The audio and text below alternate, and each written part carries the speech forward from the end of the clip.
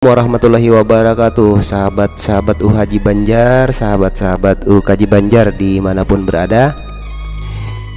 Oke teman-teman semua tentu sudah menerima email ya. Bagi yang sudah cek email, sudah menerima email tentang ada perubahan kebijakan dari YouTube ya, persyaratan layanan YouTube. Oke, coba kita buka. Nah ini sahabat, dia pesannya, Anda menerima email ini dari kami karena kami memperbaharui persyaratan layanan. Ini bisa dibuka sahabat-sahabat ya. Nah, untuk memperjelas persyaratan kami dan memberikan transparansi kepada pengguna kami, persyaratan ini juga telah diperbaharui untuk pengguna di Amerika Serikat pada November 2020. Perubahan ini tidak akan mengubah akses atau penggunaan layanan YouTube oleh Anda secara signifikan. Oke, menurut YouTube memang tidak ada satu hal yang signifikan ya, dan tidak perlu khawatir begitu maksudnya. Nah, ringkasan perubahannya adalah pembatasan pengenalan wajah. Nah, untuk jelasnya bisa dilihat sini sahabat-sahabat ya. Persyaratan layanan telah menyatakan bahwa Anda tidak boleh mengumpulkan informasi apapun yang dapat mengidentifikasi seseorang tanpa izin darinya.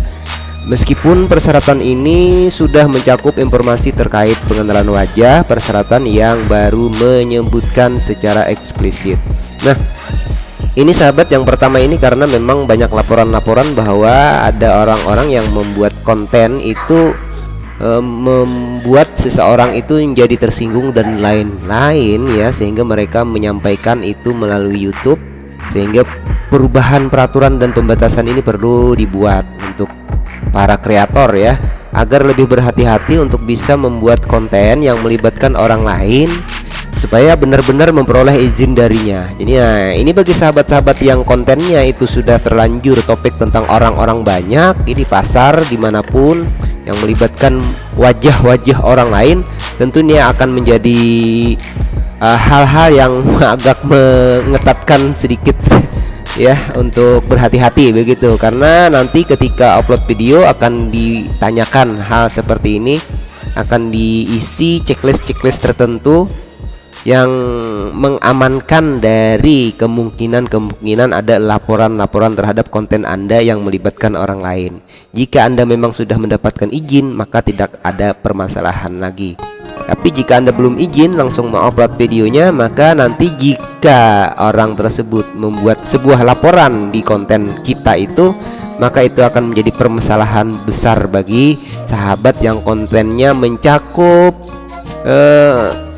mencakup orang banyak begitu ya, mencakup orang ketiga, orang keempat dan lain-lain. Nah, itu sahabat ya, jadi mudah saja untuk dipahami. Untuk detailnya bisa dilihat di sini di persyaratan layanan.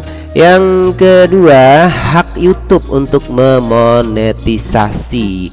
Nah, ini sahabat, ini ada hal baru di sini ya. Nah, ini yang agak sedikit signifikan perubahannya ya. Nah, YouTube berhak memonetisasi semua konten yang ada di platformnya dan menayangkan iklan pada video dari channel yang tidak tergabung dalam program partner YouTube. Nah, ini sahabat-sahabat, ini menurut rencana ya, ini adalah khusus diprioritaskan untuk video-video pendek, video-video short ya, yang vertikal, videonya vertikal itu, dan di bawah durasinya di bawah dari 1 menit, artinya 59 detik ya. Nah, durasi itu vertikal juga. Nah, YouTube akan memilih video-video yang terbaik walaupun channelnya tidak termonetisasi. Nah, ini menjadi kekhawatiran bagi saya ya. Saya belum tahu juga, belum paham juga maksudnya sampai kemana dan sejauh apa tentang ini. Karena tentu kalau ini betul, maka akan memperkecil gerakan channel-channel yang sudah monetisasi itu, karena harus berbagi iklan dengan mereka yang belum monetisasi. Nah, padahal untuk yang nomor 2 ini, kemungkinan untuk dibayar dan tak dibayar itu adalah menjadi haknya YouTube. Jadi kemungkinan Anda yang menerima iklan di video Anda juga tidak akan mendapatkan pembayaran, tapi mungkin juga akan memberikan pembayaran karena memang ada disediakan dananya untuk itu. Nah, ini tentu akan menjadi kabar baik bagi yang channelnya belum monetisasi, tapi menjadi kabar yang agak mengetatkan ya, agak mencekam bagi yang sudah monetisasi, yang channel-channel baru saja monetisasi, yang iklannya itu perlu banyak tayangan tapi harus berbagi dengan mereka yang tidak monetisasi. Dan tentunya kan karena sumber iklan itu dari itu saja, ya jelas aja semakin banyak yang akan menayangkan iklan karena rekomendasi YouTube ini. Nah sahabat-sahabat, jadi Anda yang belum monetisasi bisa berbahagia, ada kabar baik begitu ya.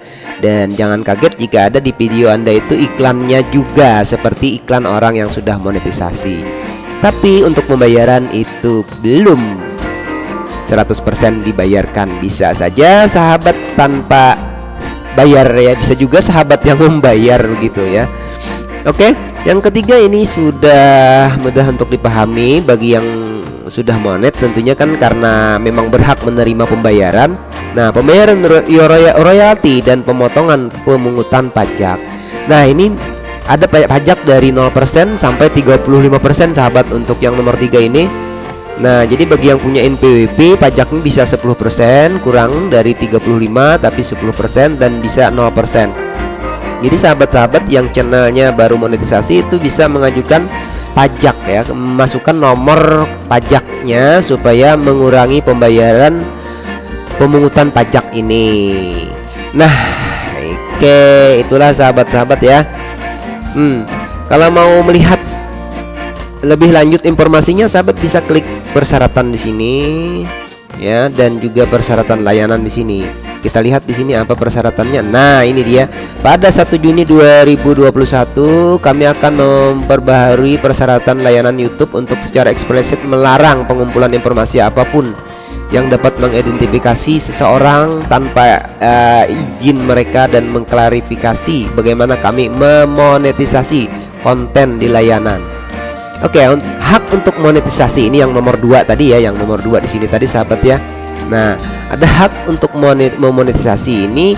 Anda memberi YouTube hak untuk memonetisasi konten Anda walaupun Anda belum termonetisasi, belum mencapai 1000 subscriber dan belum mencapai 4000 jam tayang channelnya ya.